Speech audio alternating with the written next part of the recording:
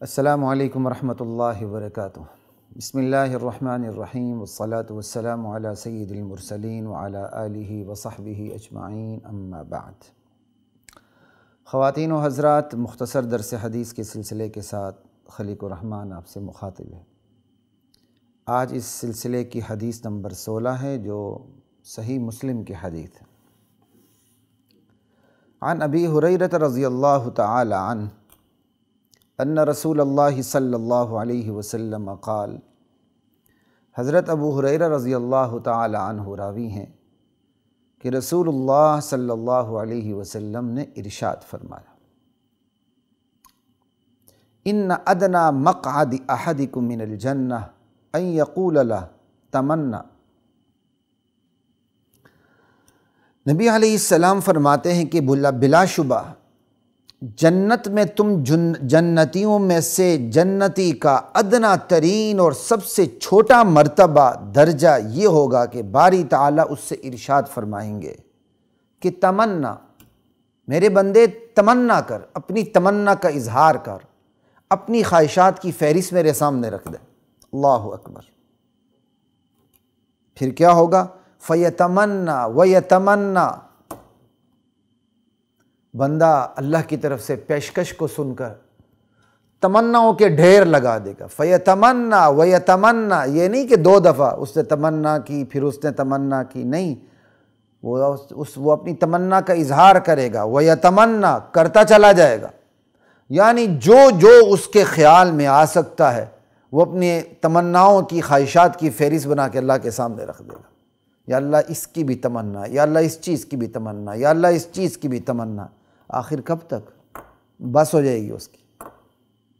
فیقول لہ، ایسے میں باری تعالیٰ ارشاد فرمائیں گے، حل تمنیت، کیا تو اپنی تمنائیں پوری کر چکا؟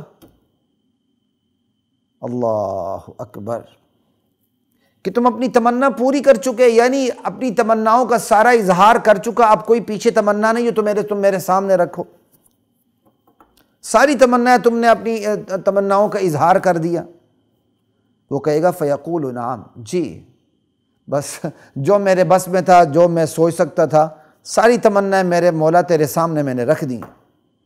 فیقول اللہ، ایسے میں اللہ تعالیٰ ارشاد فرمائیں گے، فَإِنَّ لَكَ مَا تَمَنَّيْتَ وَمِثْلَهُ مَعَهُ، جو کچھ تو نے تمنا کی وہ تو تجھے مل ہی گیا، لیکن اس تمنا کے ساتھ، اسی تمنا کی مقدار میں جو تو نے تمنا کی، میری طرف سے اور بھی تو لے لے۔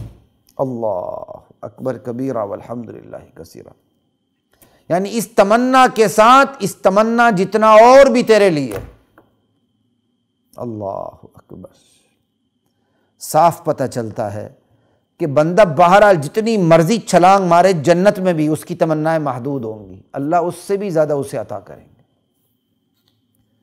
یہ حدیث بتاتی ہے رحمت الہی لامحدود ہے، یہ حدیث بتاتی ہے نعمائے جنت کی نعمتیں لامتناہی ہیں، اور جنتی بندے کے خواب و خیال سے بڑھ کر ہے۔ اللہ اکبر۔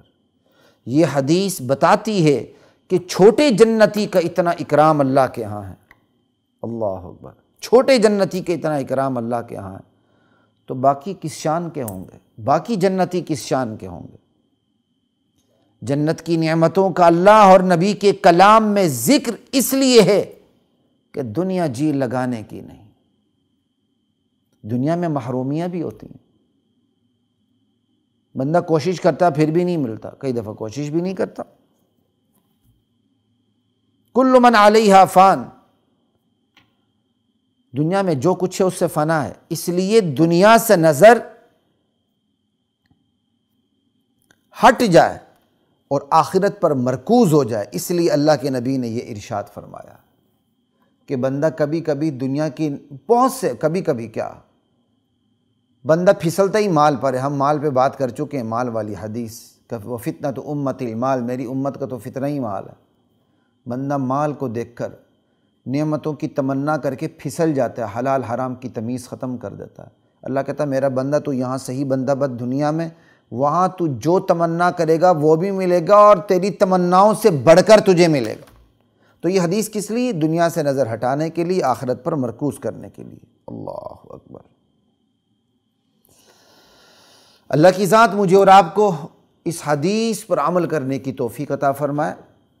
انشاءاللہ مختصر درس حدیث کے سلسلے کے ساتھ پھر آپ کے سامنے انشاءاللہ ہم آئیں گے۔ اس وقت تک کے لیے اجازت دیجیے۔ السلام علیکم ورحمۃ اللہ وبرکاتہ۔